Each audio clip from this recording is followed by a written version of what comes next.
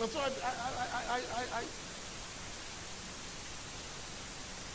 and the Lord took me to this gentleman, Hosea. He's taken me there many times.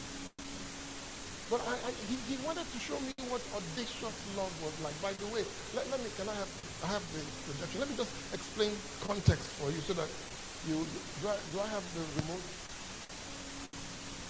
Yeah. I just want to quickly explain some context for you. All right?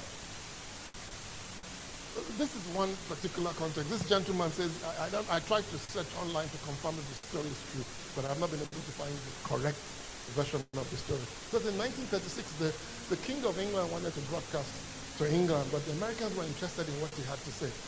So they created this great mismatch of connections so that when the king was making his speech, that's King Edward, was making his speech, it was before he abdicated his throne. He wanted to make his speech, and the Americans were interested in what he had to say. You know, the Americans, one of the things you're going to find out about the Americans, they don't like to be last. They say Nigeria no be last. Americans like to be first about everything. So they were not willing to get a recorded version of the king's message. They wanted a live version of the king's message.